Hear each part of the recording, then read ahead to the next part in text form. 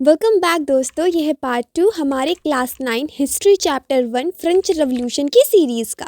आज के इस पार्ट में हम देखेंगे कि कैसे फ्रांस रिपब्लिक बनता है, औरतों का रोल, उनकी डिमांड्स, गुलामी का अंत और जैकबिन रूल का इफेक्ट। ये सब वो चेंजेस थे जो सिर्फ फ्रांस ही नहीं पूरी दुनिया के लिए एक एग्जाम्पल बने। लेकिन इन सभी चेंजेस के बीच फ्रांस के अंदर हालात और भी ज्यादा बिगड़ रहे। तो स्टार्ट करते हैं कि कैसे फ्रांस मोनार्की खत्म करता है और रिपब्लिक बनता है। फ्रांस में हालात दिन ब दिन और भी ज्यादा खराब होते जा रहे थे। राजा लुई 16 ने कॉन्स्टिट्यूशन साइन तो कर दिया था, लेकिन चुपके से प्रशिया के राजा से समझौता कर रहा था। फ्रांस के आसपास के दूसरे राजाओं को भी ये बदलाव पसंद नहीं आ रहे थे। उन्हें डर था कि अगर ये रेवोल्यूशन फ्रांस में सक्सेसफुल हो गई तो उनके कंट्री में भी ऐसे ही प्रोटेस्ट शुरू हो सकते हैं। इसलिए प्रशिया और ऑस्ट्रिया ने मिलकर फ्रांस पर अटैक करने का प्लान बनाया। इससे पहले कि ये अटैक हो,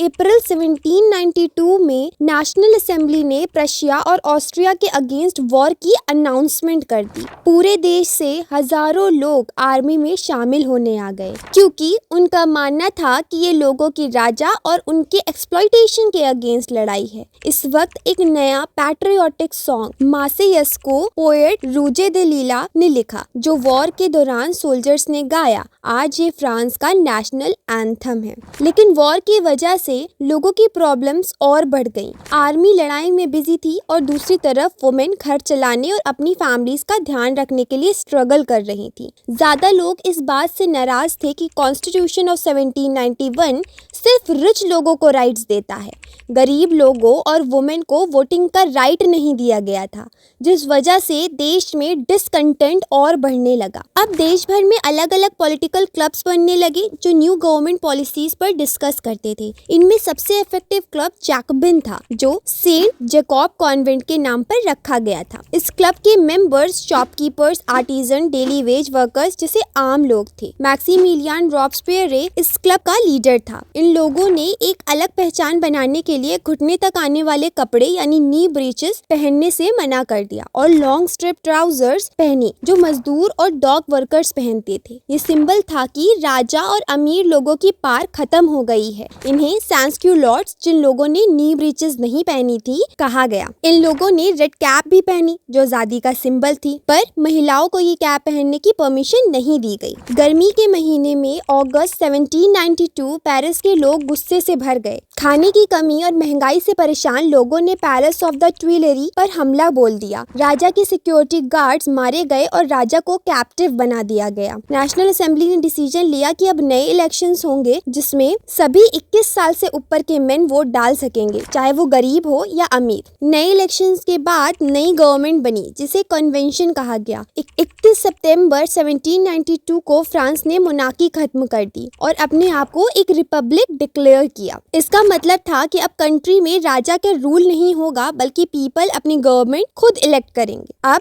1793 से 1794 तक का समय रेन ऑफ टेरर कहलाया। रोबेस्पियर ने स्ट्रिक्ट कंट्रोल और हार्श पनिशमेंट का रूल लागू किया। जो भी रिपब्लिक का एनिमी माना गया, चाहे वो एक्स नोबेल हो, क्लर्जी, दूसरे पॉलिटिकल पार्टी के लोग या खुद उसकी पार्टी के लोग हों, उससे जो एग्री नहीं करते थे, उन सबको अरेस्ट कर दिया गया और एक रेवोल्यूशनरी कोर्ट के सामने ट्रायल हुआ। अगर कोर्ट ने उन्हें गिल्टी पाया तो उन्हें गिलोटीन से एग्जीक्यूशन दे दी गई। गिलोटीन एक डिवाइस थी जिसमें 2 पोल्स और एक तेज ब्लेड होती थी, जिससे किसी का सर धड़ से अलग कर दिया जाता था। इसका नाम डॉक्टर गिलोटीन के नाम पर पड़ा, जिन्होंने इसे इन्वेंट किया था। रोबेस्पियर की सरकार ने नए कानून लागू किए, जिनमें वेजेस और प्राइसेस पर एक मिनिमम लिमिट रखी गई। मीट और ब्रेड राशन किए गए और किसानों को मजबूर किया गया कि वो अपना अनाज सिटीज में ले जाकर फिक्स्ड प्राइस पर बेचें। व्हाइट फ्लावर का इस्तेमाल बंद कर दिया गया और सभी सिटीजन को पेन द गलीट इक्वालिटी ब्रेड, जो होल व्हीट से बनता था, खाने का ऑर्डर दिया गया। इक्वालिटी को और बढ़ाने के लिए लोगों को सर और मैडम कहने की जगह सीटुया यानी सिटीजन और सीटुयान यानी फीमेल सिटीजन कहना पड़ा। चर्चेस बंद कर दिए गए और उन्हें बैरक या ऑफिसेज लॉज में कन्वर्ट कर दिया गया। लेकिन रॉबेस्पियर ने अपनी पॉलिसीज इतनी सख्ती से लागू की कि उसके अपने सपोर्टर्स भी उसके खिलाफ हो गए। आखिरकार जुलाई 1794 में उस पर भी ट्रायल चला, उसे अरेस्ट किया गया और अगले दिन गिलोटिन से मार दिया गया। जब सरकार ने इक्वालिटी इन्फोर्स करने के लिए स्ट्रिक्ट लॉज बनाए तो लिबर्टी की डेफिनेशन पर सवाल उठने लगे। तो कैमिले दे मोला 1793 एक रेवोल्यूशनरी जर्नलिस्ट ने कहा, कुछ लोग समझते हैं कि लिबर्टी एक बच्चे की तरह है जिसे डिसिप्लिन की जरूरत होती है, पर ये गलत है। लिबर्टी तो हैप्पीनेस, इक्वालिटी और जस्टिस है। आप सभी एनिमीज को गिलोटिन से मार देना चाहते हैं। क्या ये विजडम है? क्या किसी एक पर्सन को मारने से उसके 10 नए एनिमीज नहीं बन जाएंगे? रॉबेस्पियर 7 फरवरी 1794 को बैठे कन्वेंशन में स्पीच देते हैं। कहते हैं, हमें डेमोक्रेसी को स्ट्रॉन्ग करना है, लेकिन इसके लिए हमें पहले टिरेंट्स को खत्म करना होगा।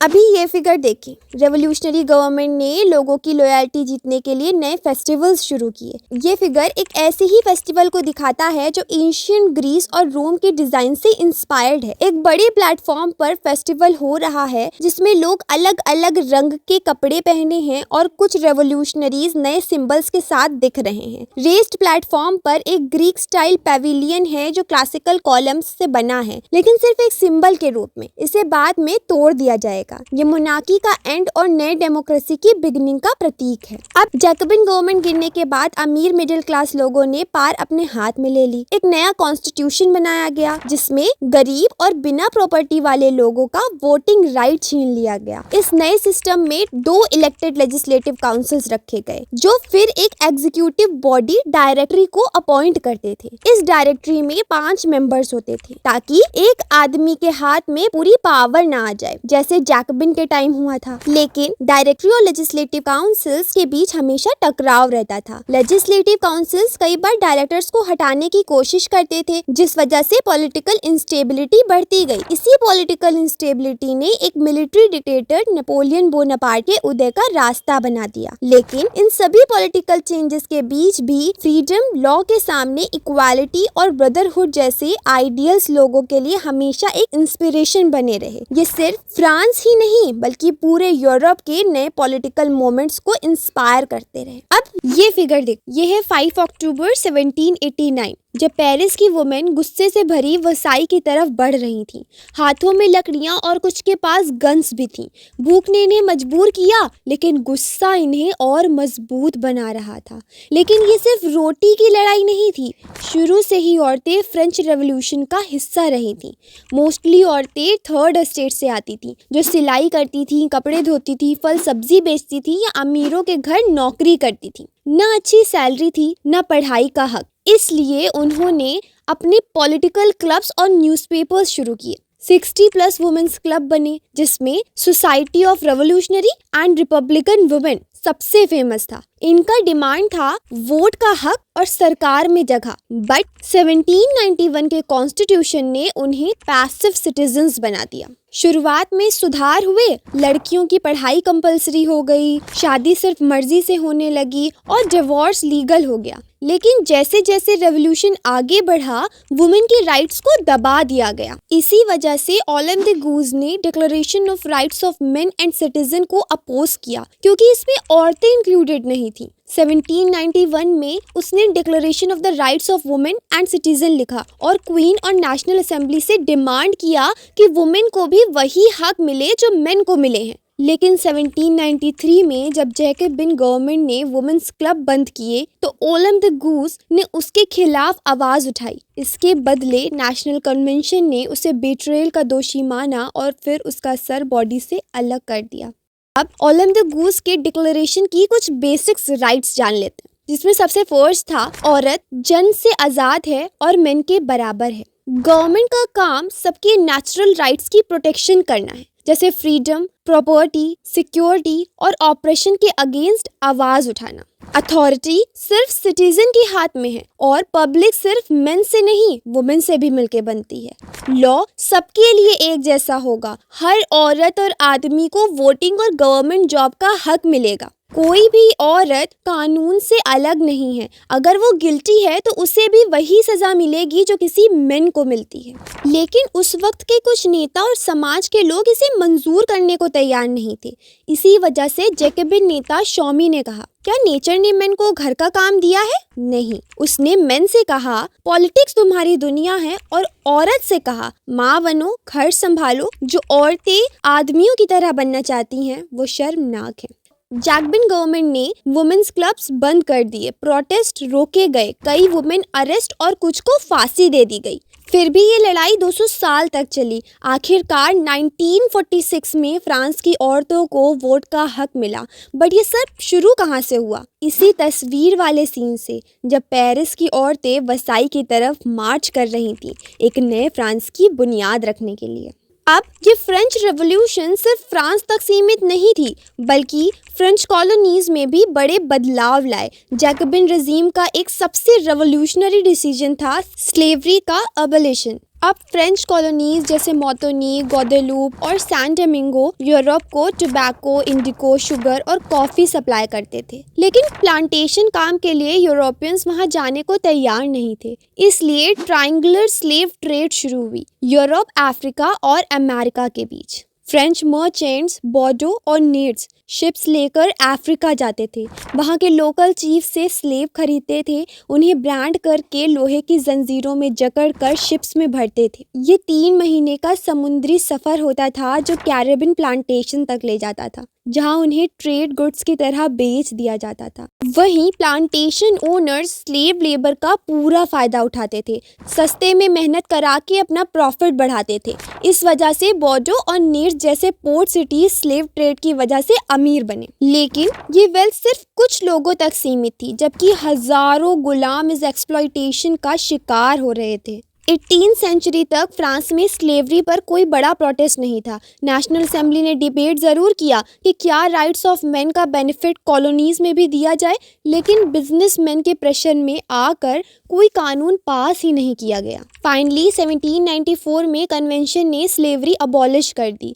ये एक बड़ा स्टेप था, लेकिन सिर्फ टेम्परेरी। 10 साल बाद नेपोलियन ने वापस स्लेवरी शुरू कर दी, क्योंकि प्लांटेशन ओनर्स के लिए ये उनका इकोनॉमिक इंटरेस्ट का हिस्सा था। आखिरकार 1848 में फ्रांस ने ऑफिशियली अपनी कॉलोनीज में स्लेवरी हमेशा के लिए खत्म कर दी। एक फेमस 1794 की प्रिंट स्लेवरी के एंड को दिखाती है। टॉप पे एक ट्राइकलर बैनर है जिसमें लिखा है द राइट्स ऑफ मेन, और नीचे लिखा है द फ्रीडम ऑफ द अनफ्री। इसमें एक फ्रेंच वुमेन अफ्रीकन और अमेरिकन स्लेव्स को सिविलाइज करते हुए दिख रही है, जिसमें वो यूरोपियन कल्चर सिखाने की कोशिश कर रही है। लेकिन असल एमेंसिपेशन यानी आज़ादी तब आई जब स्लेवरी का सिस्टम पूरी तरह खत्म कर दिया गया, और ये प्रोसेस फ्रांस में 1848 में पूरा हुआ। अब यही आज़ादी और बराबरी के आइडियल्स सिर्फ स्लेवरी खत्म करने तक सीमित नहीं रहे, बल्कि इनका असर रोजमर्रा की जिंदगी पर भी पड़ा। फ्रेंच रेवोल्यूशन के बाद लिबर्टी और इक्वालिटी को प्रैक्टिस में लाने के लिए न्यू लॉज बनाए गए। 1789 में बैस्टिल गिरने के बाद सेंसरशिप अबॉलिश कर दी गई। पहले बुक्स, न्यूज़पेपर और प्लेस सिर्फ किंग के अप्रूवल के बाद पब्लिश होते थे, लेकिन declaration of the rights of man and citizen ने फ्रीडम ऑफ स्पीच एक नेचुरल राइट डिक्लेयर किया। अब पैम्फलेट्स, न्यूज़पेपर और पिक्चर्स हर जगह फैलने लगे। पब्लिक इवेंट्स और रेवोल्यूशनरी स्पिरिट्स, प्लेस, सॉन्ग्स और प्रोसेशन पॉलिटिकल मैसेजेस देने लगे, जिससे लोग रेवोल्यूशनरी आइडियाज से कनेक्ट होने लगे और नए सोच विचार पूरे समाज में फैलने लगे।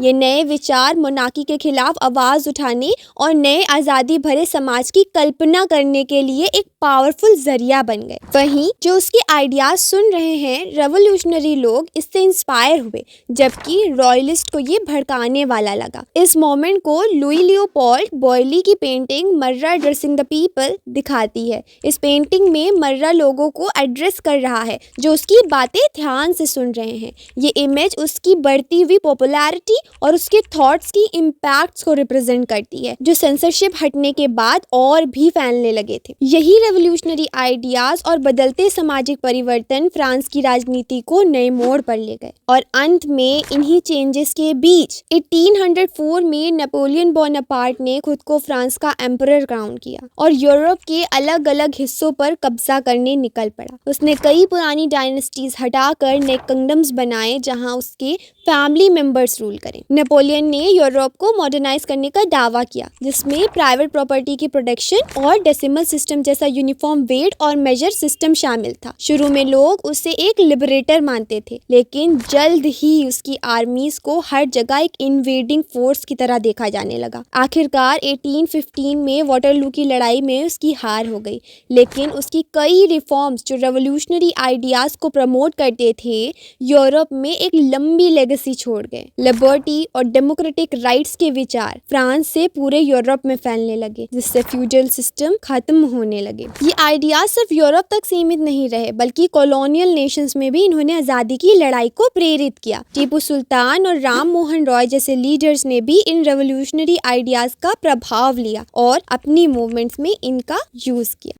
अच्छा, फ्रेंच रेवोल्यूशन ने आज़ादी और बराबरी के विचार दिए, लेकिन क्या सिर्फ राजा बदलने से सबकी जिंदगी सुधर गई? नहीं ना। आगे चलकर लोगों ने सोचा कि अगर सच में बराबरी चाहिए तो पूरा सिस्टम ही बदलना होगा। यही सोच आगे चलकर एक और बड़ी क्रांति को जन्म देगी, रशियन रेवोल्यूशन। पर ये नए आइडियाज आए कहाँ से और इन्होंने दुनिया को कैसे बदला, ये सब जानेंगे हम अगले चैप्टर में। तो इसी के साथ वीडियो को हम यहीं पे एंड करते हैं और मिलते हैं नेक्स्ट चैप्टर में। तब तक के लिए बाय बाय।